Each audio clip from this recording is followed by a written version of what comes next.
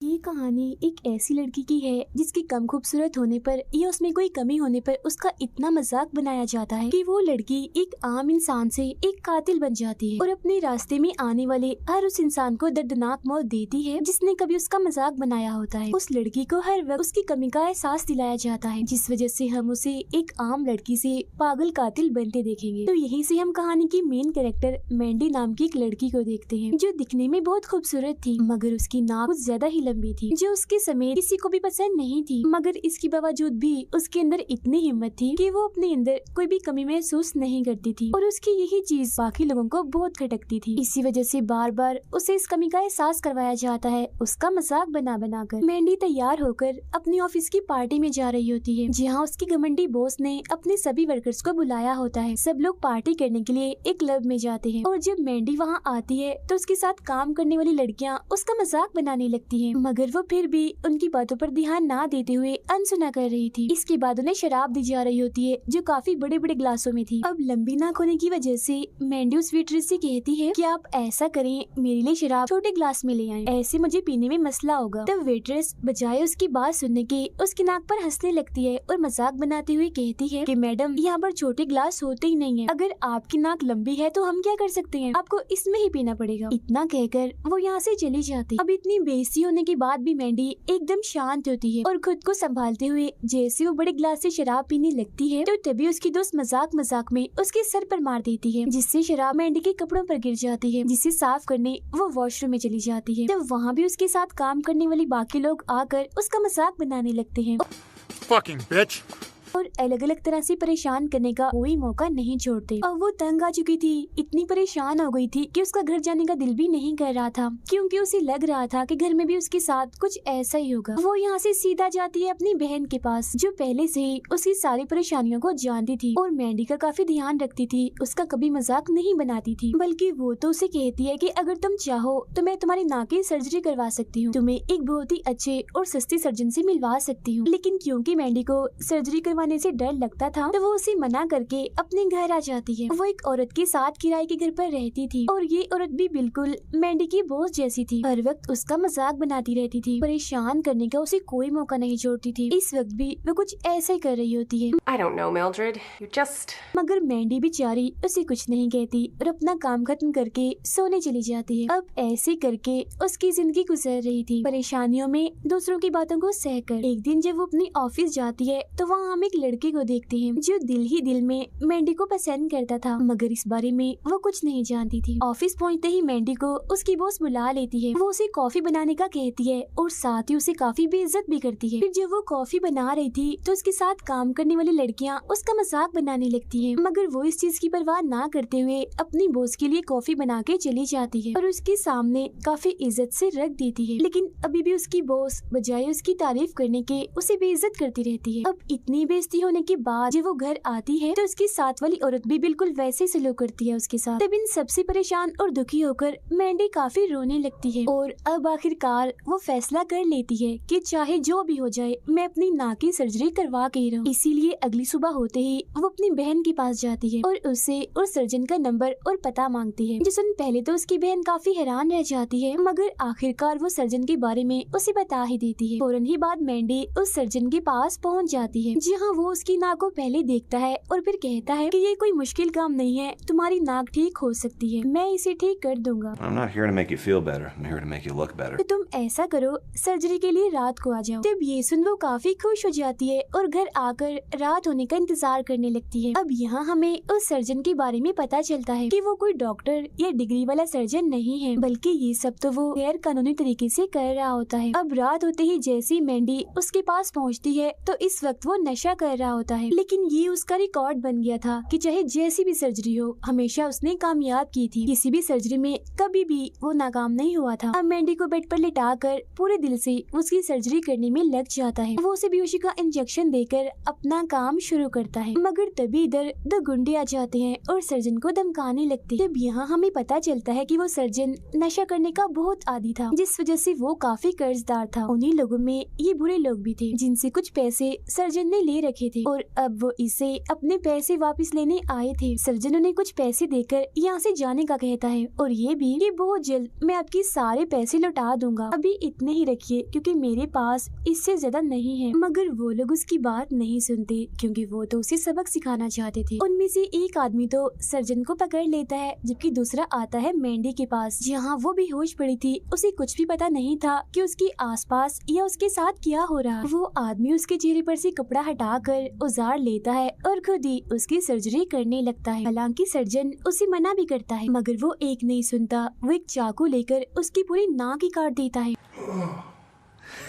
जबकि दूसरा आदमी सर्जन को काफी बुरी तरह से मारता है। ऐसा करने के बाद दोनों यहाँ से चले जाते हैं। अब सर्जन जैसे तैसे खुद को संभालता है और मैंडी के पास आता है उसे देखने के लिए। जैसे ही वो उसके चेहरे पर से कपड़ा हटाता है तो वो डर जाता है, उसके होश उड़ जाते हैं क्योंकि उस गुंडे ने बड़ी अजीब तरह से उसकी नाक काट दी थी और तो और वो नाक को अपने साथ ही ले गया था। ये देख सर्जन काफी डर जाता है और अपना सारा सामान पैक करके यहाँ से भाग जाता है। वो ये शहर ही छोड़ के जाने वाला था क्योंकि उसे ऐसा लग रहा था कि शायद मैंडी मर चुकी है और सुबह होते ही पुलिस उसे पकड़ लेगी। अब मैंडी को ऐसे ही बेहोश पड़े 2 दिन हो चुके थे। फिर जैसे उसे होश आती है तो वो सर्जन को आवाजें लगाने लगती है मगर जाहिर है वो तो यहाँ से जा चुका था, वो था ही नहीं। तो वो खुद ही वहाँ से उठकर आसपास उसे देखने लगती है। उसके सामने तभी एक शीशा आ गया था। जैसे वो अपना चेहरा उसमें देखती है तो काफी दंग रह जाती है। वो डर भी गई थी क्योंकि अब तो नाक उसके चेहरे पर थी ही नहीं। तभी वो अपने पास पड़े मेडिकल बॉक्स में से पट्टी लेती है और अपनी नाक पर लगाकर अपने घर आ जाती है। उसे कोई अंदाजा नहीं था कि उसके साथ ये क्या हुआ और किसने किया। वो घर आकर अपने साथ रहने वाली औरत से मदद मांगती है मगर वो तो उसकी बुरी हालत देखकर काफी डर गई थी और फौरन ही उसे घर से निकल जाने का कहती है। मैंडी उसे काफी समझाने की कोशिश करती है और उसके सामने गिड़गिड़ाने लगती है कि प्लीज मेरी मदद कर दो, लेकिन वो अभी भी उसकी मदद को तैयार नहीं होती और वहाँ से भागने लगती है। इस वजह से मैंडी को इतना गुस्सा आ जाता है कि वो चाकू उठाकर सीधा उसके पेट में घुसा देती है। उसे इतनी तकलीफ होती है कि मौके पर ही उसकी मौत हो जाती है। अब ऐसा करने से मैंडी को काफी मजा आया था क्योंकि ये औरत भी तो उसका मजाक बना रही। अपना बदला लेकर तो उसके सर पर जैसे खून सवार हो गया था। उसे सुकून मिल रहा था, साथ ही उन लोगों पर भी गुस्सा आ रहा था जिन्होंने मैंडी की जिंदगी को अजाब बनाया हुआ था, उसे परेशान कर करके उसका मजाक बना के, और उन पर भी जो उसकी इस हालत का जिम्मेदार थे। उन्हीं लोगों में वो अपनी बहन को भी समझ रही थी कि वो भी मेरी इस हालत की जिम्मेदार है क्योंकि सर्जन के पास उसे नहीं भेजा था और बेहोश होने की वजह से वो तो जानती ही नहीं थी कि उसकी ऐसी हालत कैसे हुई। इसीलिए वो सीधा अपनी बहन के घर जाती है जहाँ वो नहा रही थी। मैंडी उसे बेहोश कर देती है और फिर जैसे उसे होश आती है तो अपनी बहन को शीशा दिखाती है और कहती है, देखो आज मैंने तुम्हारा चेहरा भी बिगाड़ दिया, तुम्हारे चेहरे को काट कर जैसा तुमने मेरे साथ करवाया। ये कहती वो अपनी बहन के सर को पकड़कर घुमा देती है जिससे उसकी गर्दन की हड्डी टूट जाती है और फौरन उसकी मौत हो जाती है। ऐसा करने के बाद वो यहाँ से चली जाती है। अब क्योंकि उसने अपनी बहन और अपने साथ वाली औरत को मार दिया था, इसलिए अब उसके पास कोई ऐसी जगह नहीं थी जहाँ वो रह सकती, क्योंकि अगर वो वहाँ रहती तब भी या कहीं और जाती तब भी पुलिस को उसी पर शक होना था और वो पकड़ी जाती। तब वो रात गुजारने के लिए जाती है एक पार्क में जहाँ वो शराब पीकर सो जाती है। अगली सुबह जब उसकी आँख खुलती है तो वो अपने सामने काफी सारे लोगों को पाती है, जहाँ पहले तो वो डर जाती है मगर फिर उनसे पूछती है कि आप लोग कौन हो। वो कहते हैं कि हम छोटे मोटे चोर हैं और हमें तुम्हें यहाँ उठाकर लाए हैं। दरअसल उन लोगों को मैंडी की ऐसी हालत देखकर उस पर तरस आ रहा था और वो उसकी मदद करना चाह रहे थे। वो यहाँ मैंडी से काफी सारे सवाल करते हैं जिन पर मैंडी उन्हें सब कुछ बता देती है। इसके बाद वो उसे एक मास्क देते हैं जिसे जैसे मैंडी पहनती है उसे अलग ही तरह की खुशी महसूस होने लगती है। वो बगैर कुछ कहे खुशी खुशी किसी बच्चे की तरह कूदती हुई वहाँ से चली जाती है और अब वो यहाँ बन गई थी एक पागल कातिल। अगले दिन वो उसी मास्क को लगाकर अपने ऑफिस जाती है क्योंकि वो दरअसल आज अपने मकसद के लिए आई थी, बदला लेने। जहाँ सबसे पहले वो जाती है काउंटर पर बैठी लड़की के पास। वो उसकी गले में पेन घुसाकर मार देती है। इसके बाद वो अपने सामने आने वाली एक वर्कर के चेहरे पर चाकू से कट मार देती है और बाद में उसे जान से ही मार डालती है। इसके बाद जैसे एक दूसरी वर्कर उसके सामने आती है तो सीधा वो चाकू उसके पेट में दे मारती है और उसे भी अपने रास्ते से हटा देती है। इसके बाद वो बाकी की वर्कर्स के पास जाती है सबक सिखाने जिन्होंने कभी उसका मजाक बनाया था।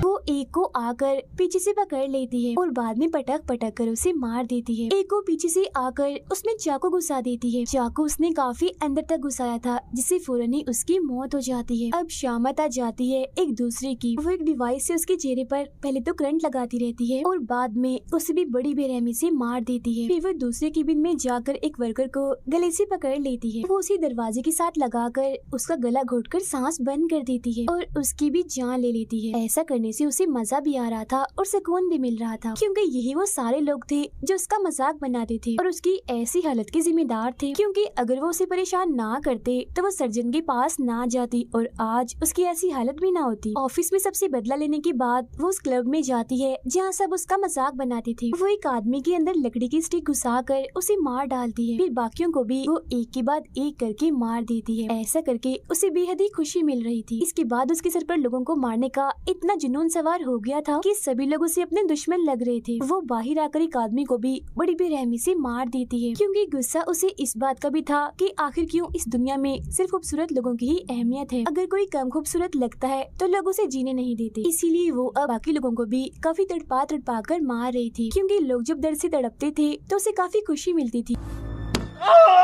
जैसे वो एक लड़के को बंद करके उसके अंदर ड्रिल मशीन घुसा देती है और काफी भयानक मौत उसे देती है। फिर वो ब्लेड वाला एक हथियार उठाकर एक आदमी के अंदर घुसा देती है। ऐसे एक लड़की को बालों से पकड़कर उसका मुंह कमोड में घुसाकर उसे भी मार देती है। इसके अलावा वो अपने चाकू की धार को तेज करके 2-3 लोगों को और मार देती है। सिर्फ यही नहीं बल्कि तीर कमान से भी निशाने लगा लगा कर वो लोगों को मार रही थी। वो इतनी पागल बेरहम बन चुकी थी कि लोग उसे जान बचाने के लिए भाग रहे थे। अब ऐसे करते करते बदला लेने की आड़ में पता नहीं कितने लोगों को उसने मौत के घाट उतार दिया था, खास तौर पर खूबसूरत लड़कियों को। वो उन्हें इतना बदसूरत बना देती है कि उन्हें मारने की जरूरत ही पेश नहीं आती, क्योंकि जब वो लड़कियां खुद को शीशे में देखती थी तो खुद ही अपनी जान ले लेती थी। किसी लड़की के चेहरे को उसने जला दिया था तो किसी के चेहरे पर कट के निशान मार दिए थे, किसी के चेहरे को जख्मी कर दिया था तो किसी का चेहरा डिजाइन बनाकर बदसूरत कर दिया था। अब उसने अपने सारे दुश्मनों को खत्म कर दिया था सिवाय एक के, और वो थी उसकी बॉस, क्योंकि जिस दिन वो अपने ऑफिस में सब लोगों को मारने गई थी तब उसकी बॉस ऑफिस में नहीं थी और अब उसकी बॉस छुट्टियां गुजारने अपनी 2 दोस्तों के साथ जंगल में आई हुई थी। इसके फौरन बाद मैंडी भी यहाँ पर पहुँच जाती है। वो बॉस की एक दोस्त के पेट में छड़ी घुसा कर उसे मार देती है, जो देख बॉस और दूसरी दोस्त वहाँ से भागने लगती, मगर जल्द ही मैंडी दूसरी दोस्त को भी पकड़ लेती है। वो कुल्हाड़ी से उसके पैर को काट कर उसे ही खाने के लिए देती है, मगर जब वो ऐसा करने से मना कर देती है तो मैंडी कुल्हाड़ी से उसकी गर्दन ही उड़ा देती है, जिसके बाद बहुत जल्द वो अपनी बॉस के पास पहुंच जाती है। मैंडी इसे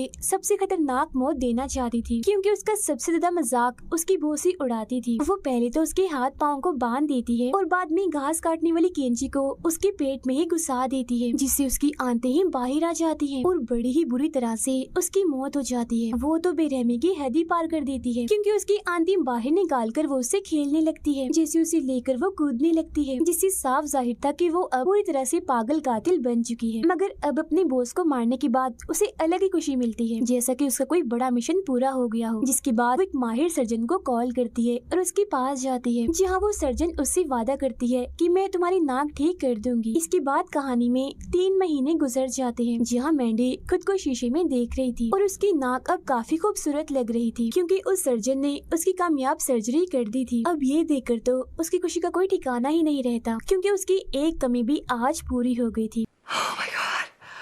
जिसके बाद वो उसी लड़के के साथ शादी करके जिंदगी गुजारने का फैसला करती है जो उसे पसंद करता था, क्योंकि उसने मैंडी को उसकी बदसूरती में भी पसंद किया था। मैंडी खुशी खुशी उस लड़के के साथ चली जाती है। अब इस कहानी का कड़वा सच हमें ये पता चलता है कि बेशक कम खूबसूरत इंसान खुद को कमतर ना समझे, लेकिन सामने वाला इंसान उसका इतना ज्यादा मजाक बनाता है कि फिर उस इंसान को अपने अंदर वो खामी, वो खराबी नजर आने लगती है। फिर जब वो इंसान अपने उस कमी को ठीक करने की कोशिश करता है और उसमें कामयाब नहीं हो पाता तो वो दूसरों की जान पर बन जाती है। जैसे मैंडी को उसे इतना परेशान किया गया था कि वो एक अच्छी लड़की से पागल कातिल बन गई और न जाने कितने लोगों की उसने जान ले ली। इसीलिए हमें भी इस इंसान की शक्ल सूरत को बुरा नहीं कहना चाहिए, क्योंकि उसका अंजाम हमारे लिए कभी भी बुरा हो सकता है। इसी मैसेज के साथ ही ये कहानी इधर ही खत्म हो जाती है।